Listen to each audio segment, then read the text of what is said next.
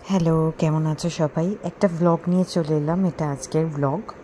তো মোটামুটি তোমরা জানো, যারা আমার সাথে বহুদিন ধরে আছো, যে আমি বছরে একবার করে আমার এরিয়ার বাচ্চাদের খাওয়ানোর চেষ্টা করি। আমি যেহেতু এখন নিউটন এরিয়ায় থাকি, DLF 1-এর পিছন দিকটায় গৌরাঙ্গনগর, তো আমি সেই জায়গারই বাচ্চাগুলোকে খাওয়ানোর চেষ্টা করি। তো আজকে সেই মতো আমি নিজেই রান্নাবান্না করেছিলাম। চিকেন নিয়েছিলাম, তার সাথে ওরা লেগ, মেটে গিলা সবই ওরা সুন্দর দিয়ে দিয়েছিল মাংসের সাথে। সেগুলো বাড়িতে এনে রান্না করেছি, পুরো একদম স্যুপ বানিয়ে, যেরকম দেখলে তোমরা, হলুদ দিয়ে জল দিয়ে। তার সাথে ভাতও বানিয়ে নিয়েছিলাম, সাথে সবগুলোকে মিক্সিং করে আমি আমার এই জায়গাটা থেকে, এরিয়া থেকে নিয়ে, পুরো আমি আমার অফিস এরিয়া DLF 2 থেকে নিয়ে শুরু করে গীতাঞ্জলি পার্ক টিসিএস বিল্ডিং, যেটা ওই পুরো এরিয়াটা আমি কভার করেছিলাম। তো তাও যা হয়, যে সবাইকে তো দেওয়া পসিবল হয় না, মনে হলো কম হয়ে গেল। আরও একদিন খাওয়ানোর ইচ্ছে আছে কেষ্টপুরের এরিয়ার ওই পারে, খালের ওই পারের বাচ্চাগুলোকেও দেখলাম।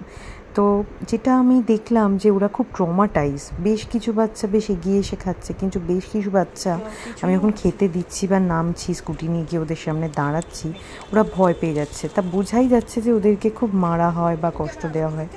তো এইটা খুব সহজ ব্যাপার আমাদের মানুষের জন্য, ওদের মেরে আঘাত দিয়ে সরিয়ে দেওয়া। কিন্তু আমার একটাই রিকোয়েস্ট, তোমরা খেতে দিতে পারো আর না পারো, প্লিজ ওদের কষ্ট দিও না।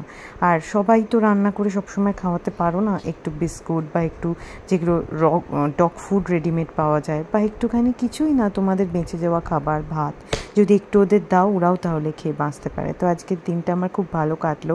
আমার লিও রিমোর জন্যই আমার এগুলো করা। ওর আমার লাইফে আসার পর, বিশেষ করে লিও যখন থেকে এসছে 2020 থেকে, ওদের প্রতি ভালোবাসা আমার অনেকটাই বেড়ে গেছে, যেহেতু ওদের সাথে আমি সহবাস করি। তো এখন তো লিও রিমো দুজনকে নিয়ে আমার সংসার।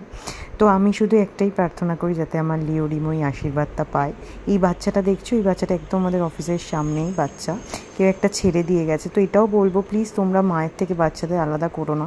এর জন্য আমি ওষুধও কিনে দিয়ে এসেছি। আমাদের ওখানে একজন দোকানদার, যার শপ আছে, যে খাওয়ার দোকান, ফুড শপ চালায়, তো সে ওকে নিয়েছে, ওকে খাওয়ায় দাওয়ায়।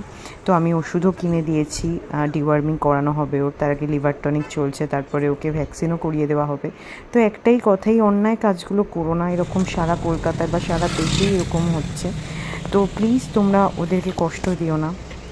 একটু খেতে দিতে পারো না পারো, একটু কষ্ট দিও না। আর শীত, গ্রীষ্ম, বর্ষা সবই কিন্তু ওদের জন্য চ্যালেঞ্জিং। যেমন ওরা গরমেও কষ্ট পায়, বর্ষার জলেও কষ্ট পায়, সেরকম ঠান্ডার মধ্যেও কিন্তু ওদের খুব কষ্ট হয়। তো দেখো, যদি তোমরা পারো, তোমাদের বেঁচে যাওয়া খাবার থেকে ওদেরকে দিও। কেমন লাগলো জানিও, লাইক শেয়ার করে দিও। Bye bye.